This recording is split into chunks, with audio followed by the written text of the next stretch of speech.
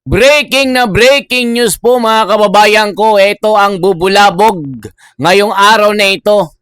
Senator Alan Cayetano talagang bineltahan ng kalokohan ni Ping Lacson. Kasi nga mga kababayan, tila binababoy na naman ni Ping Lacson itong si Cayetano. Gaya ng ginawa nila kay Senator Rodante Marcoleta na ginawan ng kung ano-anong kalokohan, ginawan ng kung ano-anong mga kaso.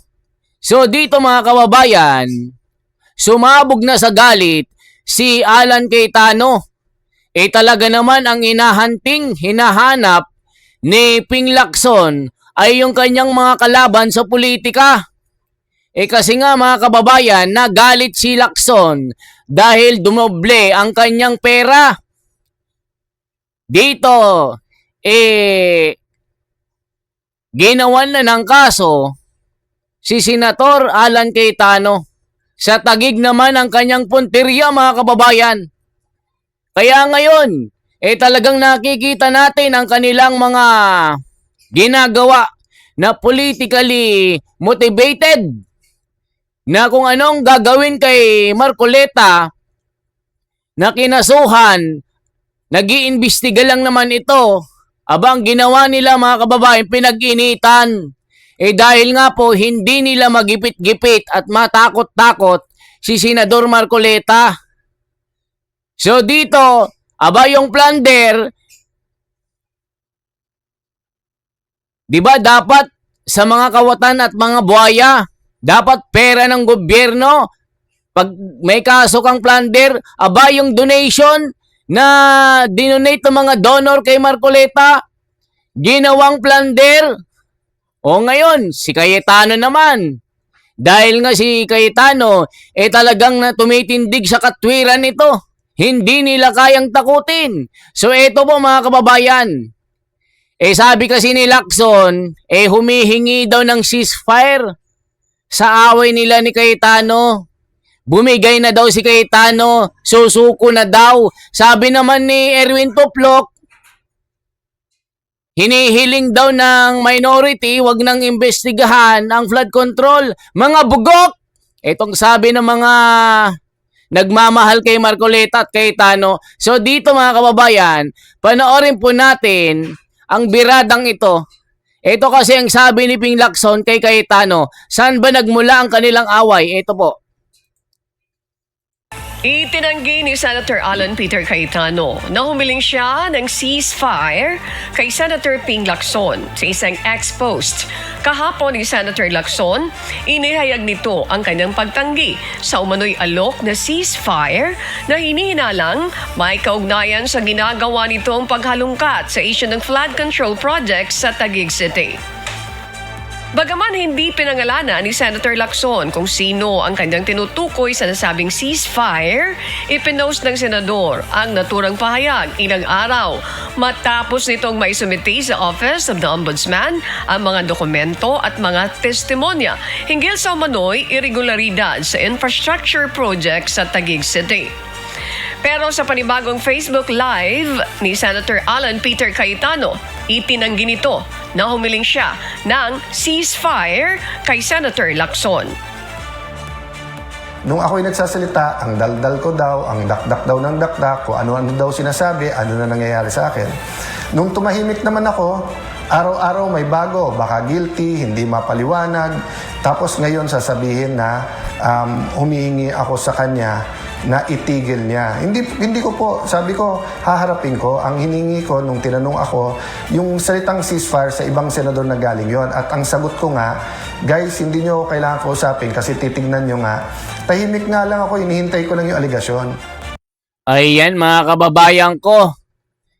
Nabuljak si Lacson dito. Hindi naman pala humihingi ng ceasefire. Nagdadadakdak na at nagpo-post na kung ano-anong mga hindi naman pala totoo. Hindi naman pala sumusuko si Cayetano. Ngayon, binanatan ngayon si Ping Lacson dito mga kababayan. Dilaban na kung laban, 'di ba? Ceasefire my foot daw sabi ni Ping Lacson. Sabi ni Cayetano, dilaban na kung laban. Hindi ako humihingi ng ceasefire. Senator Alan Peter Cayetano, itinangging humingi ng ceasefire kay Senator Lacson. O, tignan natin. Samantala, tiniyak naman ni Senator Alan Peter Cayetano na nakahanda siya sa kung anuman ang mangyayari sa kanya sa gitna ng mga kinakaharap niya ngayon. Anya, talagang matapang ngayon ang sinumang nasa panig ng administrasyon dahil nasa mga ito ang suporta gaya na lang sa pagsasampa ng mga kaso. Ibinigay niya ang halimbawa sina Senator Rodante Marcoleta at Senator Chingo Estrada na kapwa niya kasama sa minority bloc na ngayon ay nakadetene dahil sa kinakaharap na kaso. Mahirap po, mahirap. Marami akong kinailangan sabihan na huwag niyo ako alalahanin kung ako'y kasuhan nila o ikulong. Sana naman po walang patayan, sana po walang assassination plot. And I don't think naman na meron. Pero yung kaso at kulong, tinanggap na po namin yan, di ba? Madali pong sabihin matapang pag nasa administrasyon. Senator Lacson, I never doubted na matapang. Pero katulad ngayon, kaya madaling magturo sa lahat, lahat na sa kanya eh. Lahat sa administrasyon, lahat kakampi niya eh. Di ba? So, ibig sabihin, magpalitan man kami ng akusasyon, hawak niya lahat. Sa akin, sinong tutulong? Kita nyo, gaya ni Senador Marcoleta, mga kababayan, di ba? Anong ginawa sa kanya?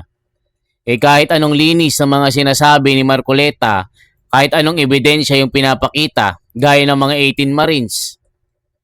Yung nasusuplak si Pinky dyan sa Senado sa mga debate na mga bendalo, si Tuplok, yung Tulpo Brothers, pinag-uuntog ni Marcoleta, si Soto na inilampaso sa flooring dahil nga walang mga utak ang mga ito. So dito, kahit anong sabihin mo sa mga walang alam sa batas, talagang hindi titigil ang mga bunganga makapagsalita lang kahit walang mga kwenta ang kanilang mga sinasabi.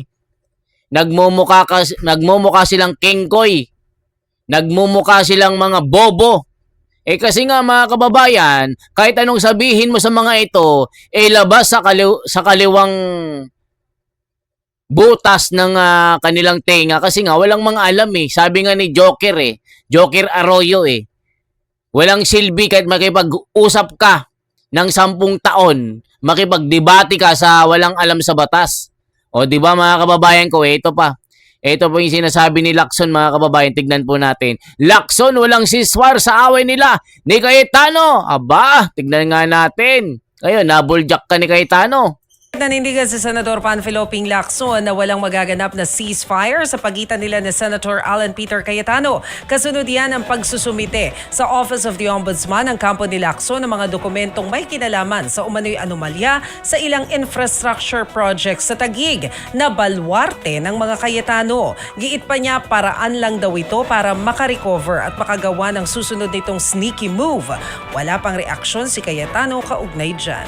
Kumbaga nagcha-charge lang Sabing ganun Kita nyo mga kababayan ko. Ito pa. Ito yung kabuuang sinabi ni Cayetano na nagpasuko kay Lacson. Gulat na gulat mga kababayan. Takot na si Lacson dito sa banat ni Senator Cayetano. Laban akong laban, bakbakan akong bakbakan, walang sukuan. Ayun, susuko si Lacson dito kay Cayetano. Tignan nyo mga kababayan, ang sinasabi ng komento. Kasi nga, binababoy na naman si Cayetano gaya ng pangbababoy nila kay Marcoleta. Tignan nyo yung kanilang mga estratehiya, lahat ng kalaban. Sige, turo! Nandyan naman yung amo. Nandyan naman yung racket. Daming problema, racket ng racket. Baha dito, baha doon, racket pa rin ang niraracket. Bulsa dito, bulsa doon. Sa dami ng mga itinuro ng mga testigo, may mga video. Bakit yung mga minority ang kanilang ginigiba, pinapakulong, ginagawa ng kaso? Ngayon naman mga kababayan, yung 18 Marines at si Baligod ay may warrant of arrest na. Mga kababayan, pero bali-balita si Levy Baligod, Levito, nakapagpiyansa po bilang sa pansamantalang paglaya ng kanyang liberty. Saka ikinaso sa kanyang kung ano-ano. 'Di ba? O eto na si Cayetano, mga kababayan, magugulat kayo. May dumapa at sumuko dito. Nabulaga na naman ako sa post ni Senator Panfilo Lacson at sa kanyang mga bagong allegation. Having said that, tamang-tama naman kasi dahil meron na talaga akong mga i-report sa inyo. So 3 pag-uusapan natin ngayon. Yung kung ano yung similarity sa SONA kontra SONA at ano din po yung kulang na kailangan doon sa SONA. Isang element lang to. Tapos meron pong na-receive from the Supreme Court. So gusto ko itong basahin sa inyo at gusto ko sanang hingin na pag-pray nyo. And then of course tugon or pag-usapan po natin ang sinabi ni Senator Lacson today and also the past few days. No? Let's do it in a very sober manner. Niremind ako ng wife ko na may panahon na makipag-alaskahan, may panahon na whether you're playful or whether umiinit ang ulo, but sabi nga niya, people deserve, especially mga Tagigenyo, to know na nasa magandang kamay ang syudad ng Taguig, na pataas ng pataas ang antas ng kabuhayan sa Taguig, na hindi po kami nagtotolerate ng corruption at saka ng ghost projects or mga anomalya. Yan po man ay local, national government, yan po man ay private. No? Wala pong perfect, pero ang importante po ay yung kung pinapayagan ito o hindi.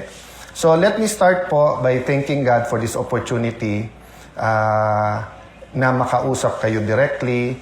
I thank God that kahit umiiba ang panahon, social media, ang kampihan ng bawat isa. I mentioned some of this sa Kontra SONA.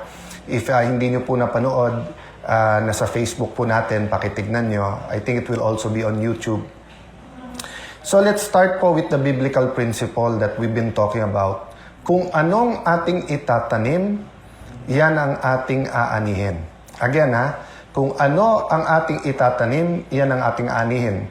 Ang common example na binibigay dyan, di ba? Hindi ka pwede magtanim ng buto o ng seed ng mangga, tapos ang gusto mo anihin ay santol. So sa isang bansa, hindi pwedeng bad governance. For example, kulang sa planning, wala kang planning sa mass transportation, yan ay maging mga bus lane o yung mga rapid bus systems, yan po ay maging mga trains, mga ferries, tayo archipelago, kaya yung RoRo napaka-importante. Pag hindi mo plinano yan, tapos magkagulo, traffic parate, baha parate, hindi mo pwedeng sabihin ngayon, ba't nagkaganon? Kasi ano ba ang tinanim natin? Kung ano tatanim natin, yan ang ating anihin. So napaka-importante din malaman yung why, yung bakit, di ba? So why do we have to talk about all of this and why do we have to talk about yung allegations ni Senator Lacson? Siguro yung iba, meron pong ilan na kahit sa page natin na tumutulig sa akin, sa aming magkapatid, ni Senator Pia, at sabi tumahimik na lang kayo. So bakit po namin kailangan magsalita? You know, Ayan, mga kababayan ko. Yun nga, yun yung kanilang direksyon dito po sa majority, dito sa admin ni The Junior. Bakit, mga kababayan? Kasi nga, talagang inuubos nila yung minority. Nakita nyo naman, mga kababayan, yung pinakamagaling na player sa isang basketball team, si Marcoleta. Tapos ngayon naman, aalisin naman at ipapaaresto at gagawan ng kaso si Cayetano. Ito yung isang MVP rin ito sa isang basketball team. Pipilayan nila ng 2 paa yung minority ngayon, mga kababayan ko, gaya ng ginawa nila kay Marcoleta. Dahil nga po sa impeachment ni Sara. Para magawa nila na yung mga nakakulong na senador, hindi na pwedeng makaboto. Nako, mga kababayan ko, ito yung sinasabi natin. Gagawin lahat nila para lang makuha ang kanilang mga gusto. Pero sabi nga sa Biblia, mga kababayan, totoo yung sinabi ni Cayetano. Kung ano ang itatanim mo, yun ang inyong aanihin. Hindi pwedeng magtanim ka ng mangga, tapos yung bunga ay guava. Hindi pwedeng santuling tatanim mo, ang bunga, saging. Hindi ganon, mga kababayan. Kung nagtanim ka ng masama, masama ang aanihin mo. O, tingnan nyo po mga kababayan ko. Ito po. We all, when let me address myself to Christians, no? Whether, ano man ang church, no? Catholic, Aglipayan, evangelical churches, lahat ng Christian churches, no? I reference the Christian churches because alam ko yung prayer. Hindi ko alam yung prayer ng ibang religion. Although may curiosity din ako at pinapakinggan ko minsan. But, di ba sa lahat ng Christian, meron tinatawag na the Lord's Prayer o yung tinuro ng Panginoon Jesucristo. At may part doon na nagsasabing, your kingdom come here on earth as it is in heaven. So, ibig sabihin, may recognition tayo na ibang-iba po ang kingdom sa heaven at yung kingdom dito sa earth. Ibang-iba po kung ang Diyos natin ay tunay na Diyos kasi doon walang sakit, walang sinungaling, walang pagnanakaw, walang gutom, and kultura din yon. Pero sa ating bansa at sa kahit anong bansa sa buong mundo, stealing, cheating, lying, yung makaisa ka sa kapwa mo. So even in the best run countries, hindi rin po perfect, di ba? Pero dun sa hindi maganda ang pagpapatakbo ng bansa, inaani po talaga natin ay kahirapan, no? Hindi mapagamot ang mga kamag-anak, hindi makapag-aral mga anak, napipilitan humanap ng trabaho sa abroad, hindi makakain ng 3 beses sa isang araw, tapos hindi talaga wala sa atin ang mga may trabaho nga, pero isang kahig, isang tuka, meaning hindi man lang makapagpahinga o hindi man pwedeng umabsent kahit may sakit na, kasi pag umabsent, wala talagang kakainin. So yung bakit kailangan natin lumaban kasi po, iilan lang po kaming nagsasalita. At kahit naman po ako, nung hindi po ako yung front and center, iilan silang nagsasalita.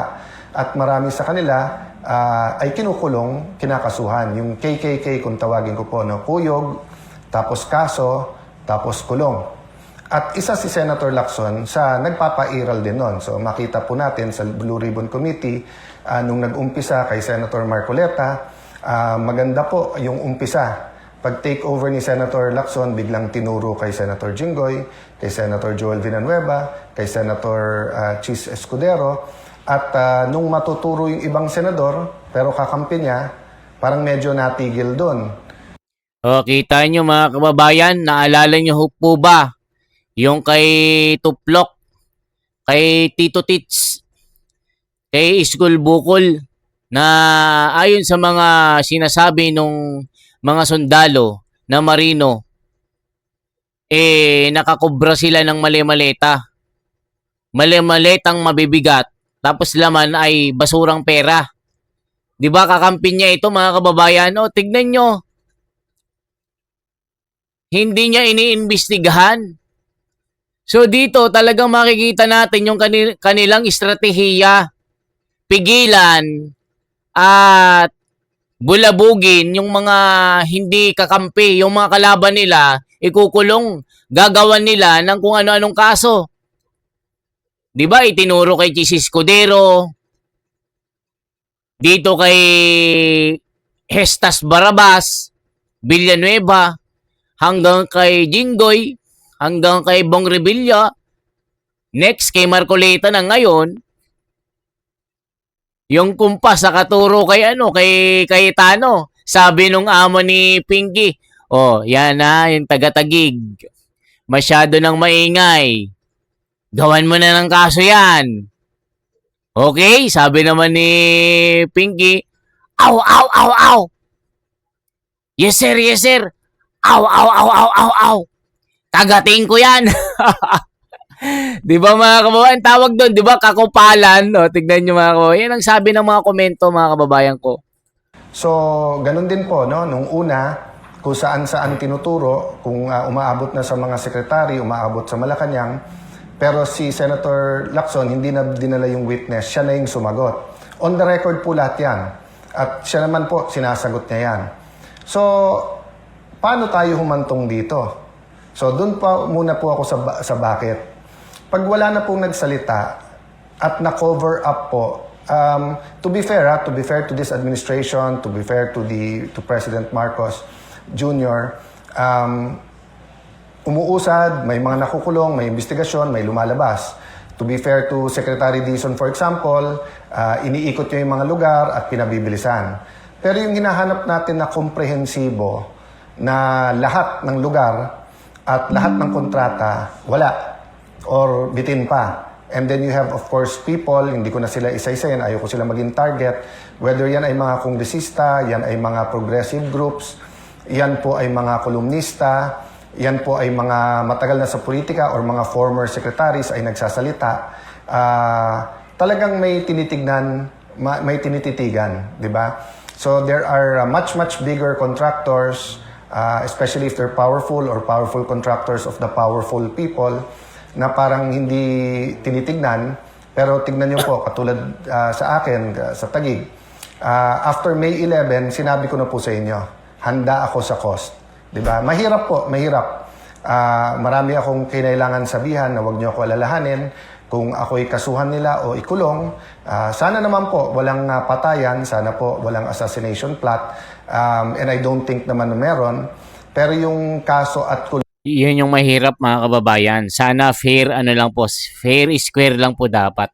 Wala po yung gagawa ng masama. 'Di ba?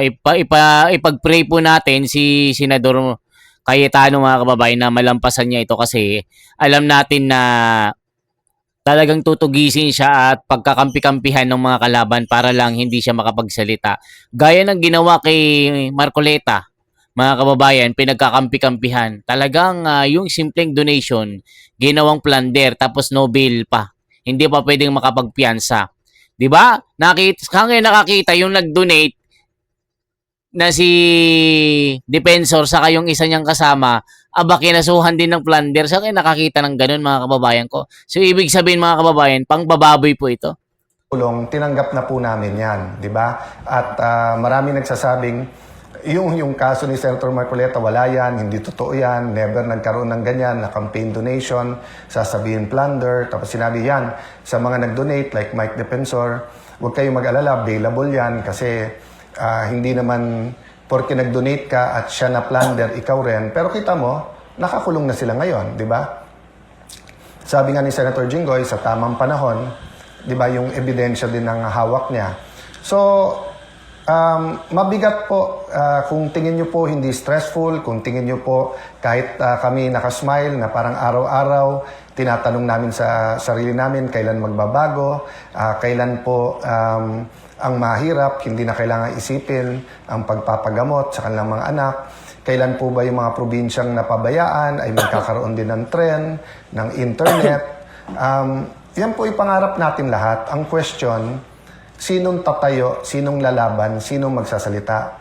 Madali pong sabihin matapang pag nasa administrasyon. Senator Lacson, I never doubted na matapang. Pero katulad ngayon, kaya madaling magturo sa lahat, lahat na sa kanya eh. Lahat sa administrasyon, lahat kakampi niya eh. Diba? So, ibig sabihin, magpalitan man kami ng akusasyon, hawak niya lahat. Sa akin, sinong tutulong, sinong may hawak ng dokumento na ilalabas. Pag pinail ko halimbawa libel, kasi kung ano-ano sinasabi, baka matanggal pa ang piskal eh, kapag ka-finail nila, no? Yung kaso sa mga committees, I believe naman hindi independent sa bawat isang mga senador, pero yun nga kasi style ni Senator Lacson, old style yon, yung may dossier ka, may hawak ka, tapos ililik mo through your other colleagues na, eto mga hawak pagka nagkalaban or kaya makikipagkaibigan sa'yo, pero once na hindi kayo nag-agree, tututukan ka na. At ngayon, ako naman ang sinasampulan niya, di ba? So, may score yan eh. So, sinampulan niya si Jinggoy, sinampulan niya po si Senator Marcoleta, Senator Chis, Senator Joel. So, 2-all lang score. So, syempre, medyo nagtatampo din si Senator Lacson. Ba't nagkaganon? Problema, di ba, nagkaroon ng coup sa Senate, nakaupo kami, 13, kailangan nila ng boto. So, now, ako naman po ang tinututukan niya. Sabi nung iba, Sen, siya lang po yun. Walang kilalaman ng Malacanang, wala yung iba. I don't really know, and I'll give Malacanang the benefit of the doubt. Of course, naging klaro sa amin na maraming bawal. Halimbawa, bawal maging Senate President ang oposisyon kasi gagalaw talaga ang lahat para ang makaupo ay kakampi nila. But so far naman, masasabi ko naman na very straightforward, honest, very, how do I put it, patas ang pagpapatakbo ni Senator Win. Of course, umangal kami sa impeachment dun sa presiding officer. Wala naman akong doubt maganda ang pagpapatakbo ni Senator Escudero. Ang question lang kung nasunod yung rules, di ba? So walang doubt po sa amin nung tinigil yung pagbibigay ng medical assistance kasi napakarami po tayong tinutulungan sa medical assistance. Nireport po sa akin na maraming project hindi napopondohan. DBM naman daw, hindi naman DPWH, pero dapat DPWH yung nagfa-follow up. At pag na-delay ito, hindi naman si Alan Cayetano magsasuffer. At hindi lang Tagigenyo kasi nga marami na pong dumadaan sa mga kalye ng Taguig na hindi po taga-Taguig. Ulitin ko po yun yung mga ibang projects po na sinasabi ni Senator Lacson, pinapakinabangan ng daan-libong tao yan. Yung ilan mga parks, pag Christmas lang po, 20-30,000. Yung daanan na isang sinasabi nila, dinadaanan ng mga galing Laguna papuntang Rizal. Alam niyo naman po, Arca South, BGC, whether mga kapitbahay namin sa Muntinlupa, Las Piñas, Makati, Pasig, Pateros ay dumadaan din dyan. So pag tinigil yung mga projects or binitin or hindi nilabas ang pondo, ang nagsasuffer dyan mga tao. Balita ko sa House din, maraming kongresista na hindi pumirma sa impeachment. Hindi ko alam for sure kasi hindi ko sila nakakausap. But yung ilan na nakakausap ko ay nagsabi nga na tigil yung kanilang pondo. So ang hiling na lang namin, so tanggap na namin yon. Marami kaming tanggap. Tanggap namin maging target, tanggap namin iimbestigahan kami, tanggap namin kakasuhan kami, tanggap namin na bawal na maging majority o Senate President, bawal yung ibang projects. But hiling namin, ang konstitusyon, ang constitutional processes ay respetuhin. Diba? Huwag nating isang tabi yung batas. So sabi nga nila, sabi po ni Yusek Claire na wala ba akong faith sa korte? May faith ako sa korte. Tapos sabi niya, mag-abogado na lang ako para kila Senator Jinggoy, sila Senator Marcoleta. Hindi yun yung point Wala naman choice ang korte pag may final. Pero ano ang fina-file? Kasi pag final mo non-bailable, katulad nito, baka matapos yung impeachment, hindi po participate si Senator Jinggoy, Senator Marcoleta. Napaka-importante nung kanilang participation. Special treatment daw pag sila'y nag-participate. Hindi po. Kasi unlike an MTC judge, an RTC judge, unlike sa Supreme Court, not sa Supreme Court, unlike Court of Appeals, Court of Tax Appeals na kung mag-isa lang yung judge, let's say sa RTC, pwede mo ilipat yung kaso na yun sa ibang branch. Sa Sandigan or CA, pagka hindi pumwede, nag-inhibit yung isang justice, may papalit na isang justice. Sa Supreme Court, of course, kung 15 sila lang. Pero kahit na mag-inhibit yung isa, may 14 ka pa. Pero sa impeachment po, 2/3 of all members. So as long as member pa rin sila, pag hindi po sila nag-attend, counted as acquitted yung boto nila. Pero hindi sila nakakapagtanong, hindi nila na-observe ang sagot ng witness ng bawat isa. Kaya nga sinasabing sui generis or one of a kind yung impeachment. So yan mga kababayan ko, nakita nyo po ang mga takbo ng kanilang mga isip, itong mga grupo ng mga bendalo. Talagang tutugisin nila ng tutugisin ang minority. Nauna si Marcoleta, ngayon si Cayetano naman. Kahit na labagin nilang batas, magawa lang nila ang kanilang maitim na balak para hindi makaboto sa impeachment. Kasi pag nakulong si Cayetano mga kababayan, gagawin na naman nila, hindi pwedeng bumoto. Ganyan na naman ang gusto nila. Gaya kay Marcoleta, 'di ba? Kay Jinggoy ayaw nilang makaboto ito. Ganun po ang kanilang gusto. Naku po, talagang bendalong nangyayari. Puro racket, racket, racket. So, dito po ako nagtataka kay Senator Lacson. Pagka nagsasagutan kami, siya nagagalit, pero siya naman po ang araw-araw may pinopost o sinasabi, ako naman po ay sumasagot. Pagka may sinabi ako, babaliin niya. Tapos sasabihin niya ay cross the line. Ano pong example nun? Di ba po ang topic natin, kung tama na yung Supreme Court ay magbigay ng supina sa BIR, sa AMLA at saka sa mga bangko. At ang sabi po ng prosecution, kasi nga hindi tumugon o hindi tumama sa kanyang kita at sa kanyang SALN ng Vice President. So, kinumpare ko lang to. No? So, sabi ko, kung si Senator Lacson tumaas ang SALN, ibig ba sabihin, pwede na natin isupina. Di ba? Yung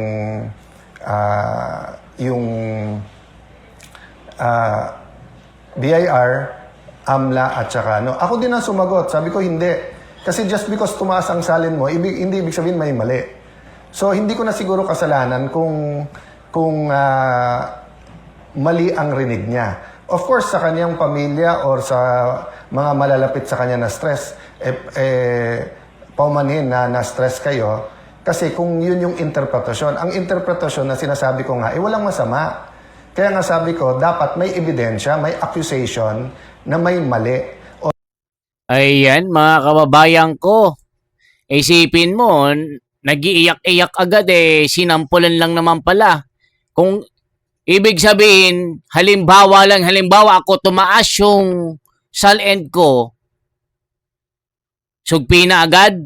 Yun ang sabi ni Cayetano. Ito namang si Lacson, guilty ka yata Kaya ka umaangal 'Di ba? Yan po. Kaya shoutout sa inyong lahat, mga kababayan ko. Saan mapupunta ang away na ito? 'Di ba? Naku po, talagang gusto nilang pabagsakin si Cayetano hanggang kulungan, mga kababayan ko. Shoutout sa inyong lahat. Pa-like at pa-share po. At dito po, Cleope Jamboy. Okay, sir, vlogger. Shoutout. Share and like. Dan Idol. Ang daming advertisement. Ferdinand Torres. Shoutout. Dyan lang naman tayo, para makatuloy-tuloy tayo. May pangbayad tayo ng ilaw, pangbayad ng internet, makabili tayo ng mga gamit natin. Di ba mga kababayan, may panligo, pangbayad ng gatas na baby, panggas. Dyan lang naman nasa inyo naman kung mag-i-skip kayo Yan po ay kusang loob na lang po yan, okay? At shoutout po kay Ma'am Mirna Ara, Look Isip ng UK. Salamat po sa inyong lahat. Yan yung tumutulong sa akin sa mga charity ko nung nasa bundok pa ako. At kay Gaspar Beltran, JJ po. At sa lahat po ng mga nanonood, Imelda Facon, mabuhay po. Salamat sa inyong pagla-like at pag-share at pag-subscribe ng ating YouTube channel. At sana po i-like nyo rin po at i-follow natin yung FB natin na The Wonders Philippines sa FB po. Salamat.